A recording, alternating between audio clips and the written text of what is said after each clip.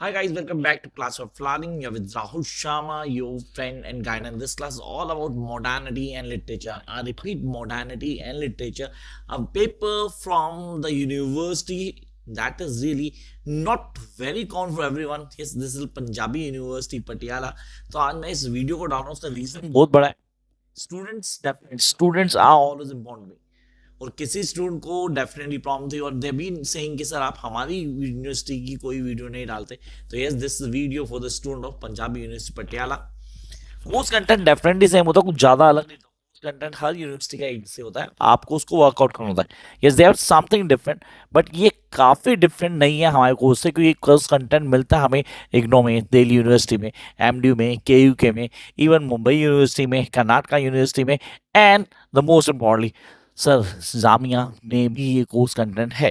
तो आपने कहा सर ये कोर्स कंटेंट है क्या, पेपर को पहले क्लियर कर लेते हैं फिर कॉन्सेप्ट को डील करेंगे. हम बात करते हैं modernity and literature, that's from the Punjabi university Patiala. The paper that is from the third same.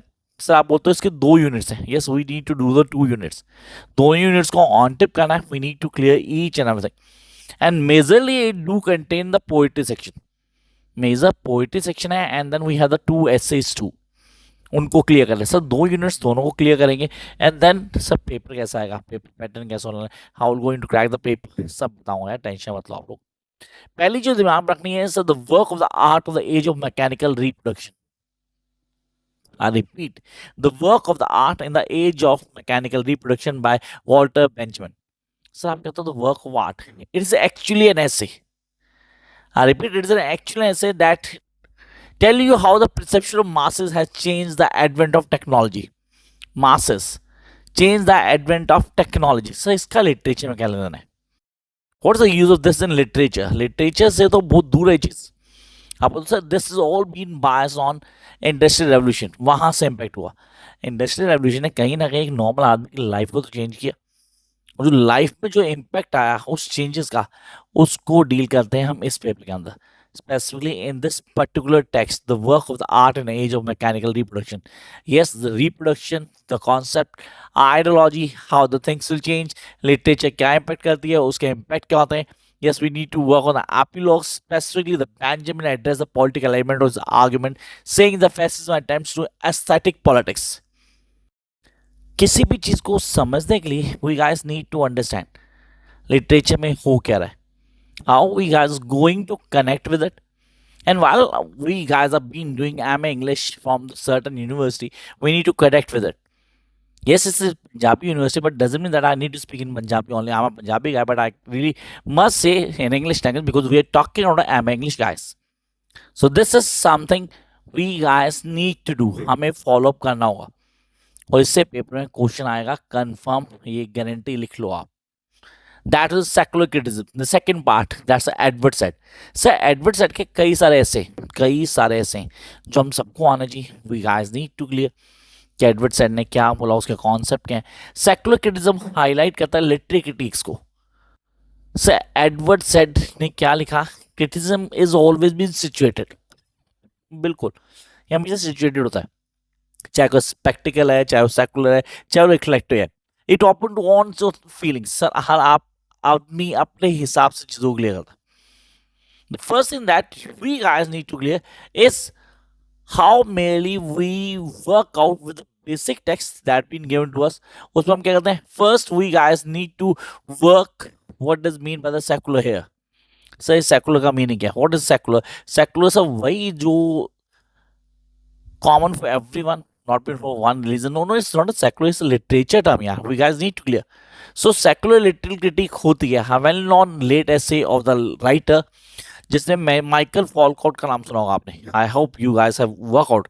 Michael Foucault ने कुछ कहा था, what is critic. According to him the critic is a certain norm where we guys going to read the certain text, then compare, analyse and interpret in our words. तो हम उसके critic बनते हैं, हम उसको अलग से बताते हैं है क्या. The critical attitude of the characteristics only the modern West, so the critical attitude distinguished of the modern West is quite different from the found elsewhere.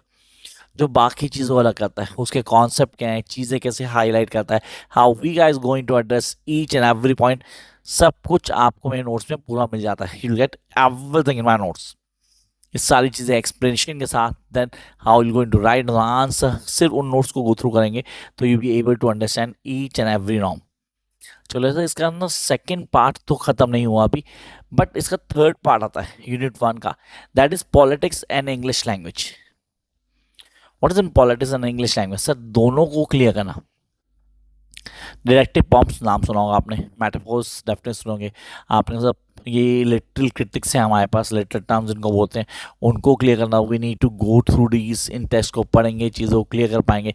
Again एक ऐसे, हाँ अगेन एक ऐसे जब कई चीज़ों को पॉइंट आउट किया।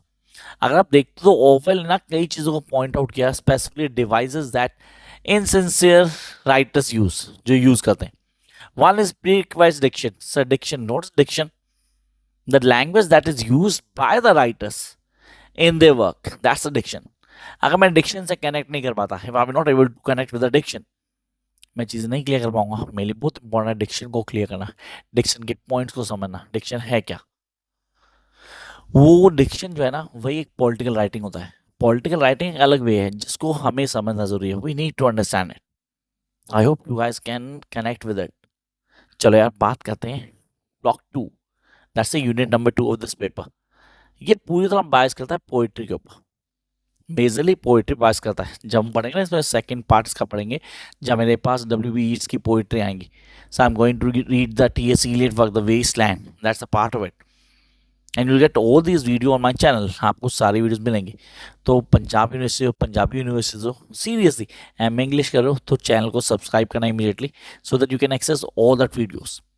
Here we have number 1, Charles Baudelaire, the painter of the modern life. The painter of the modern life. I'm going to say something, guys. Please write down if it's possible for you to write. The painter of modern life patented essays written in 1860 and published in installments of Lee Fagro 1863, in which manifesto the modernity, a word that is French, was first employed by Chapman's, though there are examples of period use in English and elsewhere. Bandley poetry often addressing the swiftly changing and intense nature of the contemporary, in particular urban life, drew further attention to the term.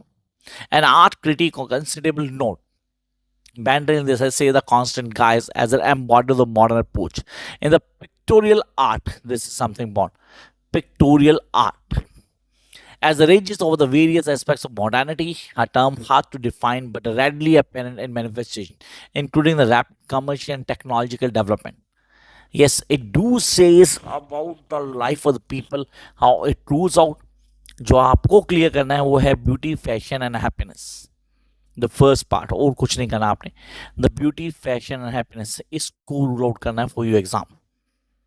I hope when you go through the certain text, आप इस text को पढ़ोगे तो आप easily clear कर लोगे। बाकी तो मैं हूँ यहाँ पे चैनल के लिए आपके, मेरी लाइव सेशन होते हैं daily. I hope that you guys can join on. अब आते हैं पोइट्री सेक्शन, पूरी तरह पोइट्री सेक्शन जो बायस है इस पे। The Waste Land by the work of T.S. Eliot, one of the best part. Sir 5 part हैं। The burial of dead, the first one is the burial of dead, और अगर बोलूँ तो इम्पॉर्टेंट भी है। अ गेम ऑफ चेस, जिसको आप नहीं छोड़ने वाले, कहीं से भी आपको करनी है, and you guys need to dear. Followed by the fire sermon, yes, followed by the fire sermon, and that followed by the smallest part of this particular poetry, death by water. I repeat, death by water. And now we have the conclusive part, one of the best part of this particular poetry, what the thunder said. Yes, what the thunder said. And I really want you guys to work out these poetries. अगर आप ये कर लोगे तो I guarantee guys, ये paper तो आराम से क्लियर हो जाएगा। सिर्फ इस पोइट्री के मेजर पॉइंट्स को ऑन टिप कर लेना। आगे आते हैं हमारे पास, sir that is one of the most important poet, William Yeats Butler. Yes, W.B. Yeats, a dialogue of self and soul. The poetry name is Dialogue of Soul and Self and Soul. Yes, self and soul. आप बोलते poetry है क्या, इसको समझना कैसे? The poetry in section, yes 2 sections, 2 section में, दोनों section कहीं ना कहीं लाइवली मैन की लाइफ्स को बताते हैं। Blind thinking, blind ideology, how the death works in it, उसके क्या इम्पैक्ट हैं। फर्स्ट पर्सन अप्रोच है जो पोइट बता रहा है, लेकिन आई ऑल दिस से, तो वो आपको ऑन्टोपोलॉजी। The next one is Belgium, that is sailing to Belgium.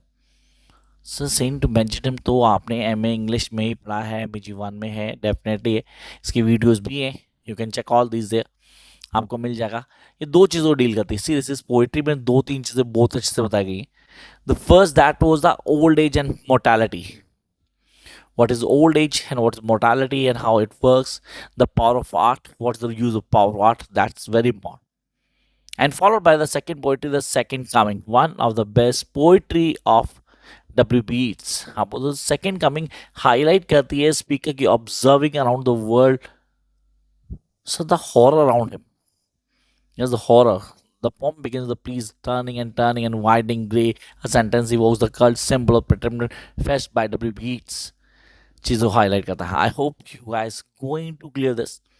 कोई दिक्कत आती है तो you know what to do. Till then keep working hard guys, bye.